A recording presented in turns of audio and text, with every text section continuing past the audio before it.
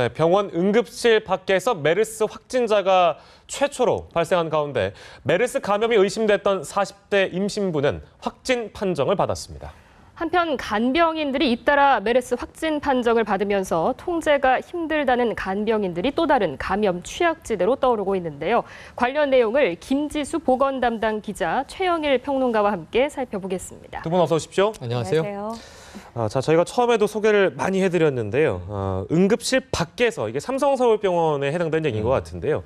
응급실 밖에서 메르스 감염 확진 환자가 처음으로 발생했다.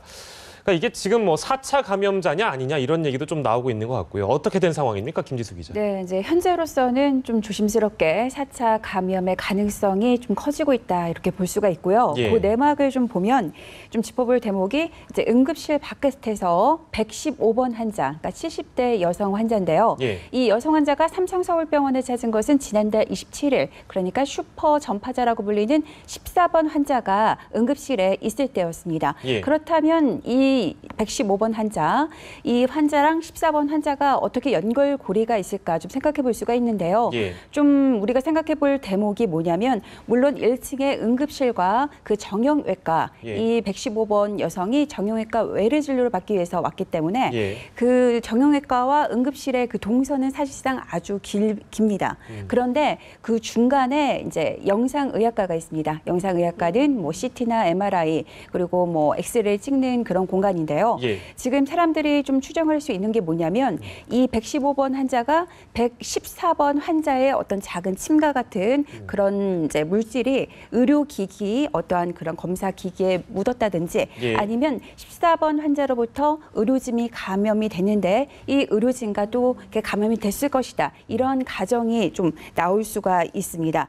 그리고 이제 어쨌든 그 115번 환자는 그 만약에 이게 맞다면 14번 환자가 좀 이제 내뿜은 어떤 그 바이러스가 비말을 통해서 문고리나 의료기기 아니면 뭐 안전바 예. 이런 데들 좀 튀었을 것이다. 이런 추측을 해볼 수가 있고 이제 어쨌든 이 중요한 것은 이제 응급실이 아닌 이제 외래에서 지금 발생을 했기 때문에 예. 좀 더 지금 삼성서울병원에서 밀접 접촉자라고 할 수 있는 이 사람들이 좀 더 많아질 것으로 현재 전망이 되고 뭐 있습니다. 상황인데 이렇다 보니까 WHO도 그런 네. 얘기를 했더라고요. 공기 전파 가능성을 배제할 수 없다. 네, 배제할 수 없다. 요거 관련해서 조금 설명을 드리자면 물론 예. WHO에서 그런 이야기를 한 건 맞는 이야기인데요. 지금 우리 보건당국이 매일매일 하고 있는 정례 브리핑, 오늘 정례 브리핑에서는 공기 감염은 없었다. 이렇게 예. 현재 말을 하고 있는데 그 근거가 뭐냐면 삼성서울병원 같은 경우 하루에 외래 환자가 한 8천 명이 되는데 만약에 공기 감염이 됐다면 다 정말 감염됐을 거란 얘기죠? 그렇죠. 그 얘기를 현재 듣고 있는데 예. 좀 지금 이 상황에서는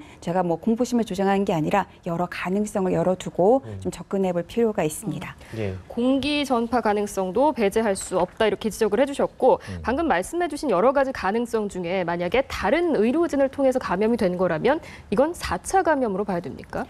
그렇죠. 지금 이제 3차 감염까지 우리가 지금 이제 카운팅이 돼가고 있고 예. 만약에 이게 이제 그 외래 진료를 받은 환자가 다른 환자에게 전염이 됐다고 하면 이 115번 환자가 3차 감염자이기 때문에 4차가 되고 이 4차가 많이 왜냐하면 그분이 바이러스를 내뿜었는데 그거를 받는 사람들은 여러 명이 될 수 있기 때문에 또 이러한 이제 3차 예. 감염자가 점점 많이 늘어나면 4차도 늘어나고 사실 4, 5차는 크게 의미가 없게 된다 이렇게 볼 수 있습니다. 예. 이게 아직까지는 가능성에 불과하긴 그렇죠. 하지만 뭐 공기 전염, 4차 감염 이런 이야기가 들리니까 좀 불안감이 높아질 것 같기도 한데요. 그러니까 전문가들 입장에서 조금 더 이제 이것을 세밀하게 봐야 되는 부분입니다. 예, 예. 그러니까 지금 비말 감염이냐, 공기 감염이냐 이런 이야기를 하는데요. 예. 비말이라고 하는 것은 아무래도 침이라든가 뭐 이런 부분에 이제 바이러스가 묻어서 움직이는 건데 예. 그게 이제 뭐 5마이크론 이내의 작은 거다 보니까 공기 중에 가라앉게 돼 있다.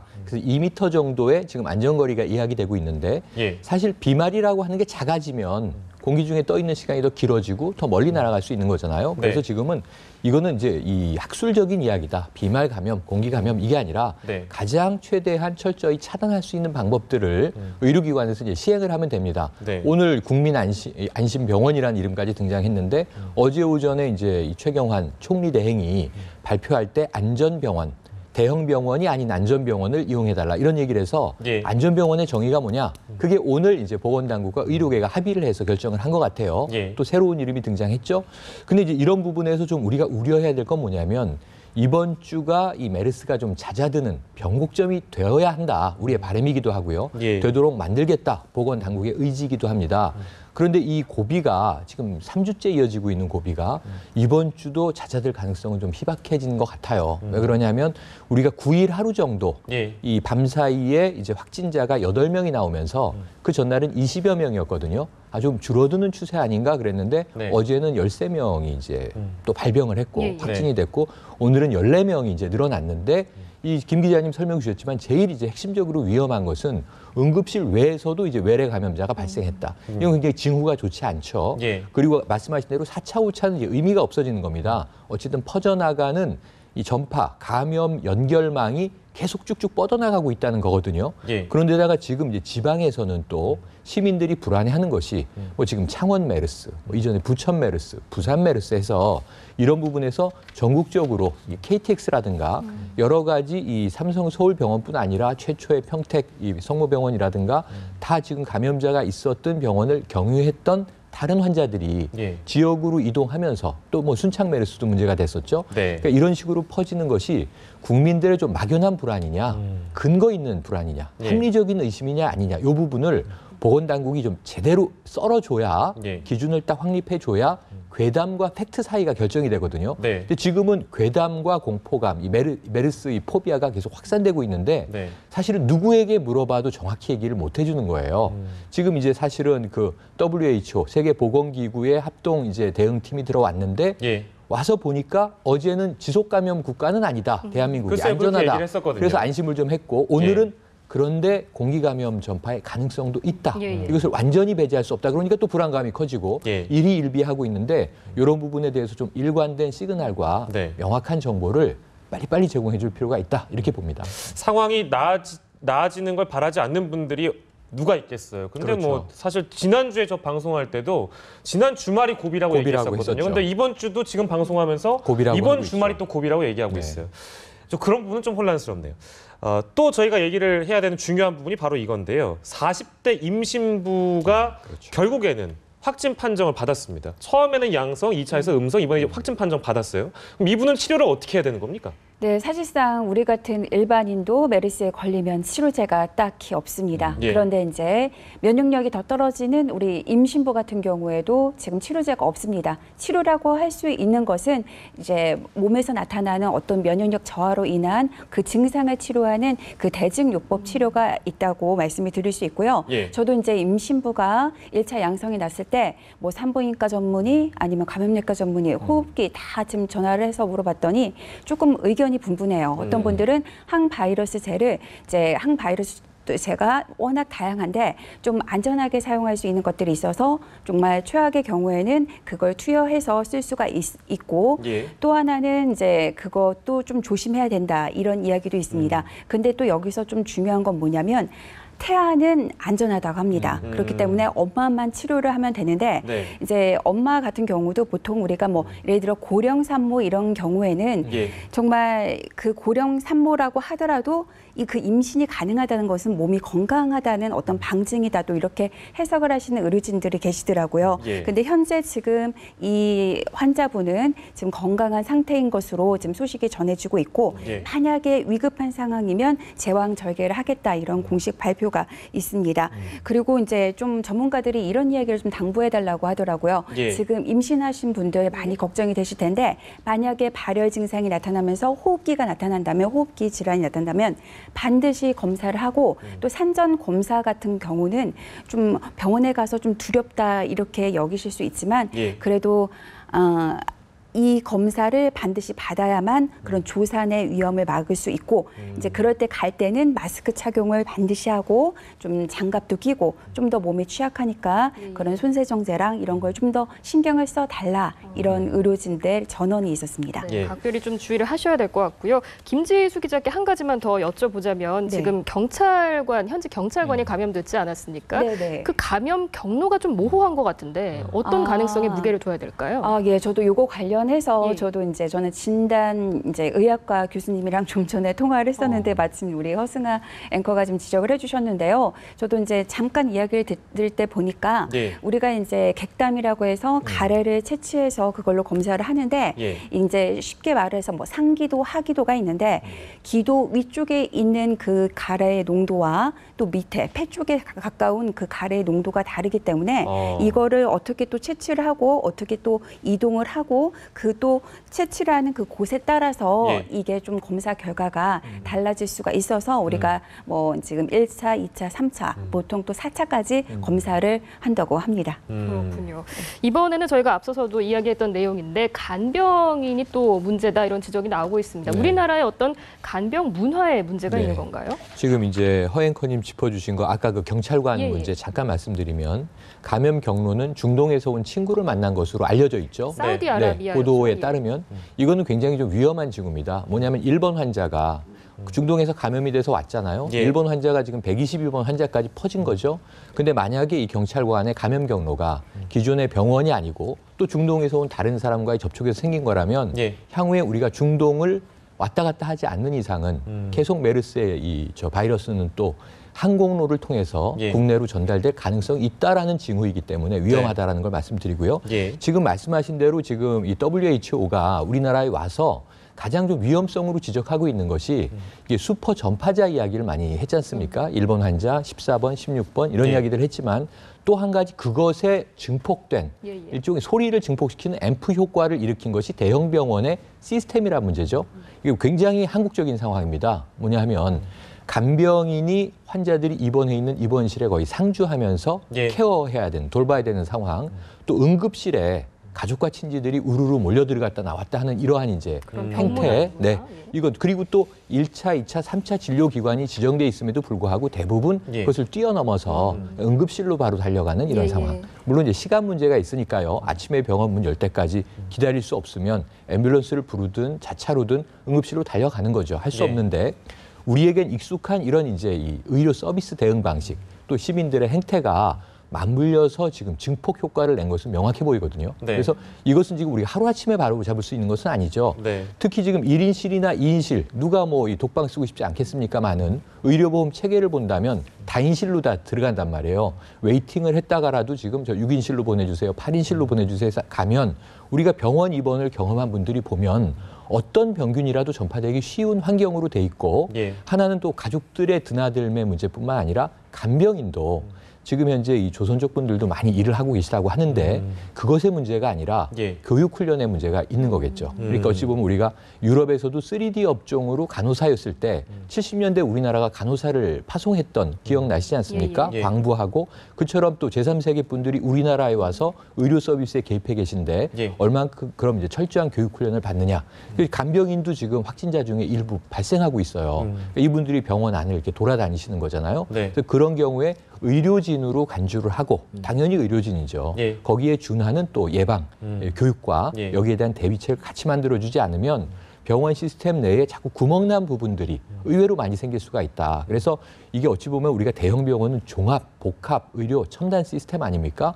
굉장히 세계적으로는 자랑할 만한 의료 테크놀로지를 가지고 있는 나라인 게 분명한데 이런 사람들이 움직이는 동선 부분에서 의외의 후진성이 지금 발견되고 있다는 거죠. 그래서 이런 부분들에 대해서는 향후에 신종 바이러스라는 건 항상 생기기 때문에 좀 중장기적인 대응 체제를 우리가 구축해야 되겠지만 우리의 시민 문화도 좀 국민 의식도 바꿔나가야 되겠습니다만 지금 당장은 더 완벽한 격리를 위한 노력을 보건당국이 현장에서 진행해 주시는 방법밖에 없겠다. 이렇게 당부를 좀 드리고 싶습니다. 그러니까 그 표면적인 통계도 좀 궁금한데요. 그럼 지금까지 확진받은 간병인 숫자는 몇 명이나 되는 건가요, 김 기자? 네, 지금 현재는 5명입니다. 5명이요. 5명이지만 좀 더 이게 확산될 가능성이 있는 게 지금 93번 환자, 그러니까 간병인을 좀 예를 들려고 합니다. 이 93번 환자인 이 간병인은 그 동탄 이제 성심병원에서 이제 15번 환자에게서 이제 감염이 됐는데 예. 지금 15번 환자에게서 감염이 된 그런 위험이 있다. 그래서 조금 격리 조치가 필요하다 이렇게 말을 하고 네. 검사를 받아라 이러한 이제 보건 당국의 이제 지시가 있었는데 그 지시를 거부했고요. 또 이제 자택 격리를 하고 있는 도중에 예. 또 외출을 했고 또 인근 병원을 이제 돌아다니면서 치료를 받은 것으로 지금 확인이 되고 있습니다. 그런데 이제 여기서 물론 그 사람의 어떤 인성적인 개인적인 어떤 그 성격적인 문제도 있을 수 있지만 지금 현재 우리가 간병인을 배출하는 곳을 보면 네. 이제 뭐 카톨릭 같은 경우에는 이제 보건 교육도 시키고 어떤 위생 교육도 시키고 인성 교육도 시키고 있습니다. 왜냐하면 환자를 가장 가까운 거리에서 최일선에서 이제 간호를 하시는 분들이 간병인들인데 예. 또 일부 좀 사설 업체나 또 브로커까지 끼고 있는 경우에는 좀 솔직히 아무나 할 수 있는 일로 인식이 되고 또 그런 경우에 좀 어떠한 허가 없이 좀 간병을 하는 경우가 있습니다. 또 개인이 그냥 어떤 프리랜서로 고용하는 그런 측면도 있기 때문에 네. 사실상 이게 관리가 돼 있지 않고 있습니다. 그래서 좀 전에 그 최영일 우리 선생님께서 지적했듯이 이러한 또 간병 문화와 또 문병 문화와 함께 또 이 간병인에 대한 어떤 시스템 또 그 교육, 보건 교육을 포함해서 이런 것들이 좀 정립이 돼야 된다는 그런 생각이 듭니다. 그러니까 예. 개인에 대한 문제일 수도 있지만 그런 구조적인 문제일 수도 있다. 그렇죠. 이런 부분을 지적을 해주셨고요. 네. 이번에는 서울시 공무원 시험에 대한 이야기인데 네. 바로 내일 모레 치러지는 맞습니다. 시험이거든요.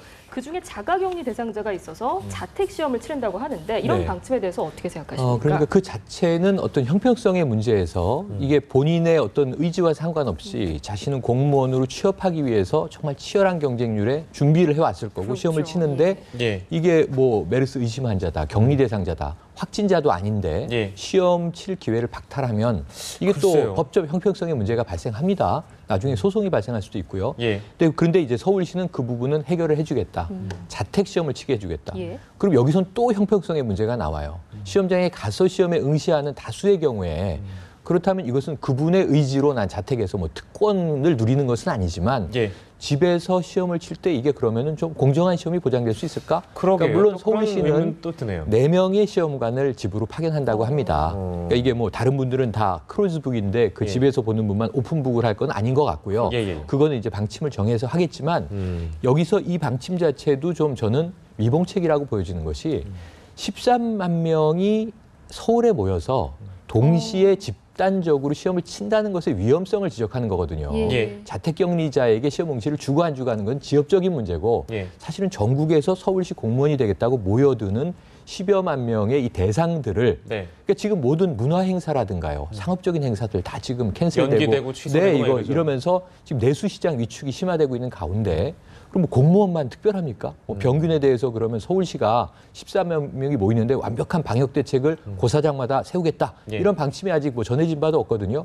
그냥 알아서 모여서 가는데 만에 하나 거기에 지금 아까 말씀드린 대로 부천의 환자가 혹여라도 또 부산으로 이동해서 이게 뭔가 이 저 매개자가 되는 것 아닌가 이런 우려들을 다 가지고 있는데 네. 이렇게 집단적으로 모였다 흩어지는 것을 굳이 해야 되겠는가? 가장 좋은 방침은 연기하거나 취소했어야 된다. 연기하거나 취소하는 것이 맞죠. 왜냐하면 일례로 예. 탭스와 같은 어학 시험도 지금 취소가 됐거든요. 예, 예. 그렇다면 공무원 시험이라고 취소 못할 이유가 없는 거죠. 그래서 지금 대통령의 방미도 어제 데드라인의 속보로 방미 연기, 전격 연기가 결정되지 않았습니까? 네. 그렇다면 서울시도 사실은 전격 시험 연기를 하는 것이 바람직했을 텐데 네. 이것을 굳이 강행하는 것은 제가 보기에는 지금 이 위험성에 대한 아까 공포증까지 이제 발현돼 있는 상황에서 네. 국민 심기 관리 차원에서 바람직하진 않다. 서울시가 왜 이렇게 무리수를 두는가 하는 안타까움이 있습니다. 네, 적절하지 않았다. 이렇게 보셨고요.